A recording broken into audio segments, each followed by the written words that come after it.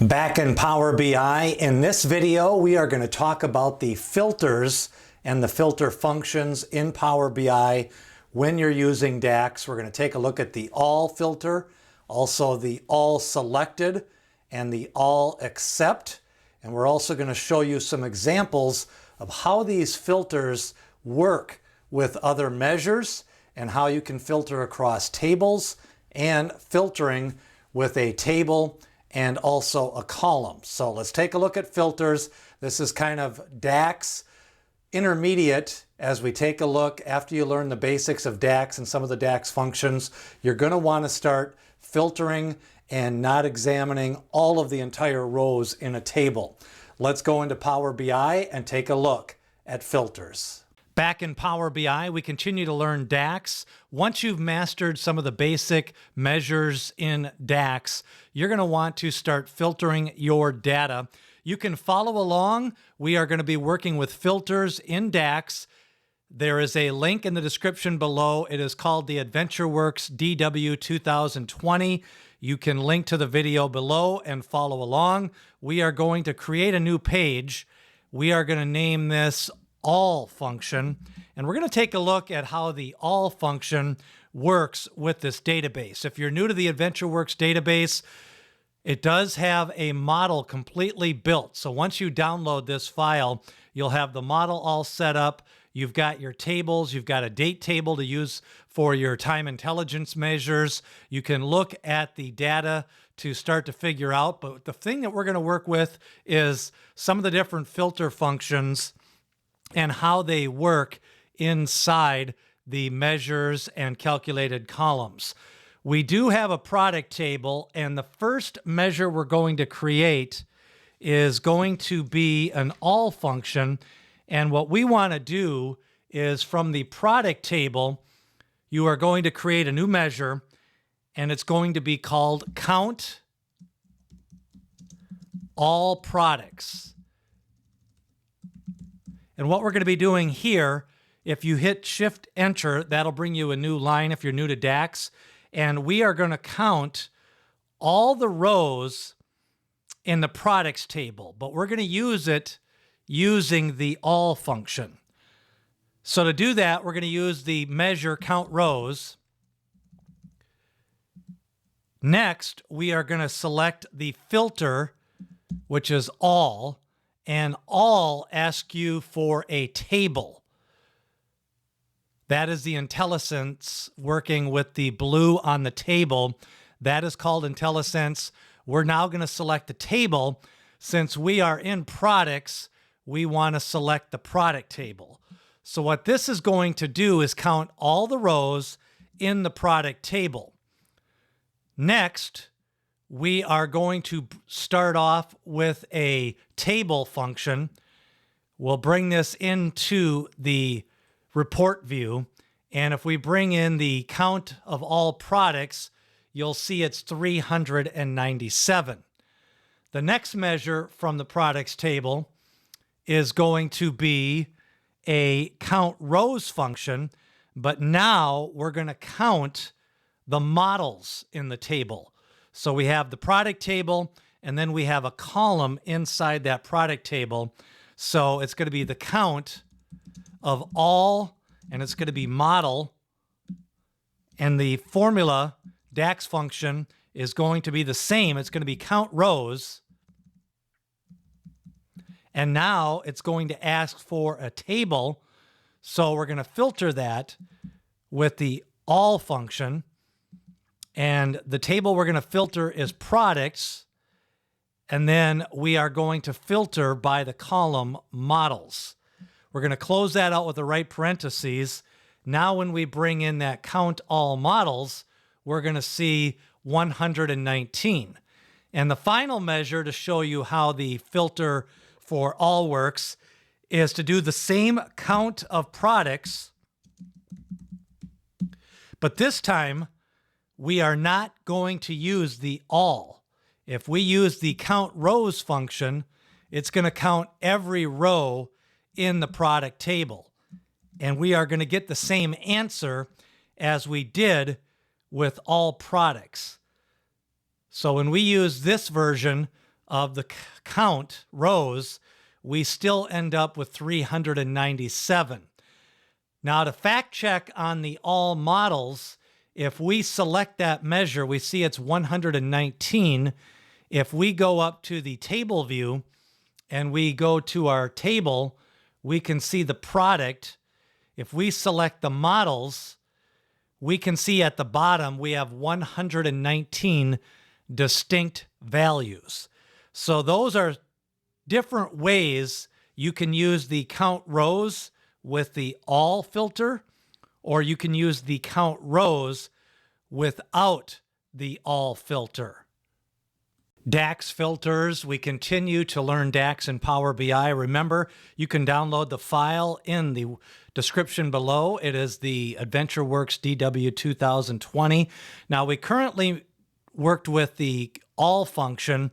The next thing we're going to do, we have a product table. If we create a new page, we can bring in the category, and that is built as a table. So now what we want to do is we want to find out how many of these colors are represented in each category. And we can do that using a count rows and a values function. So the formula will look like this. We'll start off in the product table. We're going to use our filters. Currently, we are going to call this color values. If we start off with the count rows, next, we are going to use the values function. Now, the values, when you check out your IntelliSense, when a column name is given, it returns a single column, a table of unique values. And that is what is going to be the filter. So we're going to use the values function. Now that asks for a table name or a column name. So we're going to go back to the product table, and we are going to use the color. So we are going to select the color. We'll close that out with a parentheses, double parentheses, and now we're going to see the number of color values in each of those categories. And remember, we use the count rows and then the filter function of values. We're going to switch this back to a table, and we can see the color values for each of those categories. Using that values function, we can make a second product count rows using the values, and we could see the number of models by each category. So from the product table, the measure would be calculated as the models with the values, and the Dax function would be the same, count rows. We're going to use the count rows on the values, and that is the filter. The filter is going to be asking for the product, and we're going to be using from the product table. We're going to go to the models, and if we close that out, we're going to find the number of model values in each of those categories. So really what this does, it provides product information using those filters so you can quickly see. You may have some data questions that focus on the totals for the number of categories, either colors or values. Depending on your data, you could use the different filters to provide additional information that isn't in the initial data inside that table. Let's take a look at filters and how we can use them with the customer table. We've already used a count rows with a values function. We can now use it with a distinct function as well. We're going to create a new page, create a new table. In this table, we are going to bring in from the customer table, let's bring in the customer name. So now we have all of our customer names, and we are going to use some of these values to show you how the different filters can work in conjunction with counting all rows and then also using the values function and the distinct function. We now have the list of customers from the customer database. When you look at the relationship between sales and customers, it is a one-to-many relationship, meaning we have a unique customer key in the customer table. Now we want to see the number of orders that each customer has made. In the sales table, every order that is in the sales table has a customer key, and that customer key goes back to the customer. So every time they order, their customer key gets entered. Customer number 100, when you go back to the customer table, we can then look up who customer number 100 is. So how this is going to work is we can then do a new measure from the sales table. We are going to count the number of orders, and we're going to call it count orders. And this is going to be a simple count rows, and it's going to be from the sales table. And what this is going to do when we bring this measure into the table, we are going to see the number of orders that each person placed, and it's by the customer number. So the number of orders, if we sort it, we see that Ashley Henderson had 68 orders, and we get that because of the relationship between the customer table and the sales table, and every sale has a customer key, and all we're doing is just counting them with the count rows function. We just calculated the number of orders for each customer. And what I like about this filters, and when you use it with the distinct and the values, you can start to filter out by each customer and get some totals, and then we're going to make some percentages. So after we have the number of orders for each customer, now we want to count the number of products, and we are going to use the distinct as a filter, and we're going to filter from the products table. We'll show you the relationship, and then we'll show you how to create this measure. Remember, you can follow along. There's a link in the description to download the AdventureWorks database. Let's go learn more about filters and how to do a distinct count of products bought by each customer. To count the distinct number of products, we're going to be using the distinct as our filter. We do have the relationship in the model view. Every time a product is ordered, the product table has a one-to-many relationship to the sales table. Every time there is a sale, we have a product key. And the product key is what we're going to use to count the number of distinct products. So what we're going to use is a new measure. We are going to call this distinct products. And the function is going to be a count rows. We're going to use the count rows. Then we're going to use the distinct function, which returns a one-column table that contains the values in a column. So we're going to use the distinct. Next, we're going to go to the sales table. And what we are looking for is the product key, because the product key, every unique product has its own product key. This will give us, currently that count distinct products is in the currency table. We're going to move that to the product table. And now when we bring this in from the product table, we will see the number of products that each customer bought. So Ashley Henderson has a total of 68 orders, and she's bought 29 distinct products.